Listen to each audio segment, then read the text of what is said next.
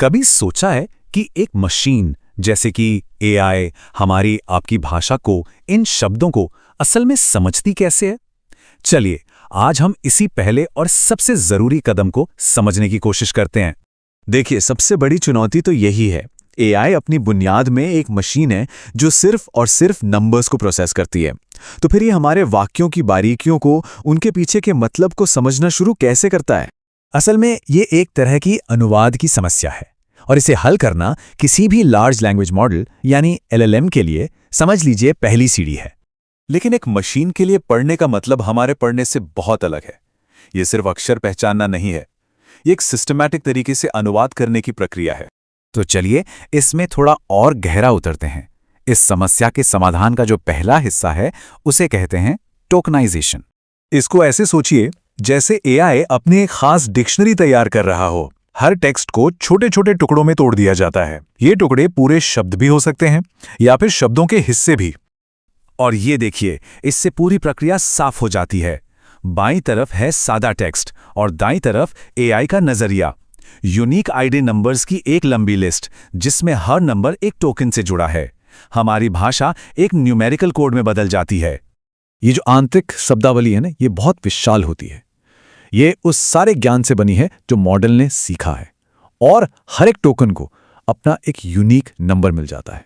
तो सबसे जरूरी बात यह है कि ट्रांसफॉर्मर शब्द को आईडी नंबर 16354 दे देने से एआई को यह नहीं पता चलता कि ट्रांसफॉर्मर क्या है। ये तो सिर्फ एक पहचान है, इसका कोई अर्थ नहीं है, कम से कम अभी तक तो नहीं। तो फिर हम एक साधारण से न्यूमेरिकल लेबल से असली मतलब तक पहुंचते कैसे हैं? असली जादू तो अब होता है एक ऐसे स्टेप में जिसे एम्बेडिंग कहते हैं। ये बात बिल्कुल पते की है। टोकनाइजेशन का काम है लेबल लगाना, लेकिन एम्बेडिंग का काम है समझना।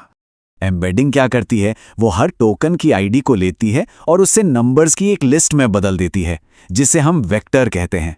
ये सिर्फ कोई भी नंबर नहीं होते, बल्कि ये भाषा के एक बहुत बड़े नक्शे पर एक कोऑर्डिनेट की तरह काम करते हैं। मतलब हर शब्द को दूसरे शब्दों के मुकाबले एक खास जगह मिल जाती है। ये जो एम्बेडिंग लेयर है, ये एक बहुत ही स्मार्ट लुकअप टेबल की तरह काम करती है। एक टोकन आईडी अंदर जाती है और उसके मतलब को दिखाने वाला एक जटिल वेक्टर बाहर आता है। ये समझ ट्रेनिंग के दौरान विकसित होती है। तो ये भाषा का नक्शा असल में दिखता कैसा है? खैर, इसी को हम वेक्टर स्पेस कहते हैं। इसका जो मूल विचार है ना, वो बहुत सरल है लेकिन उतना ही शक्तिशाली भी। एक जैसे मतलब वाले शब्द एक दूसरे के करीब रखे जाते हैं और जो शब्द बिल्कुल अलग हैं उन्हें बहुत दूर। जैसे उदाहरण के लिए राजा, रानी और महल के वेक्टर्स नक्शे के एक ही हिस्से में होंगे, एक दूसरे के आसपास, जबकि केला का वेक्टर वो तो बिल्कुल ही किसी दूसरी दुनिया में होगा। और इन्हीं वेक्टर्स के बीच की दूरी और दिशा को मापकर एआई मुश्किल से मुश्किल रिश्तों को भी समझने लगता है।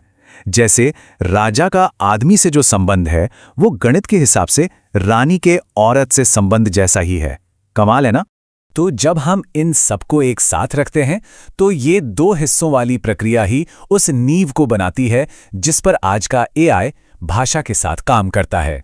तो ये है पूरा फ्लो। प्रक्रिया हमारे समझे जाने वाले शब्दों से शुरू होती है, उन्हें नंबर्स में तोड़ा जाता है, फिर उन्हें मतलब वाले वेक्टर्स में एम्बेड किया जाता है और आखिर में मशीन उन गणितीय संबंधों को प्रोसेस करती है। और इसको समझना ही ये समझने की चाबी है कि आज के समय में लगभग हर एडवांस एआई कैसे काम करता है। और ये हमें एक आखिरी सवाल पर छोड़ जाता है। अगर हम अर्थ को एक नक्शे पर दिखा सकते हैं तो इंसानी अनुभव के और कौन से पहलू, जैसे कि भावनाएं, इरादे या फिर रचनात्मकता, अगले हो सकते हैं जिन्हें एआई द्वारा इसी तरह मैप किया और समझा जा सकेगा।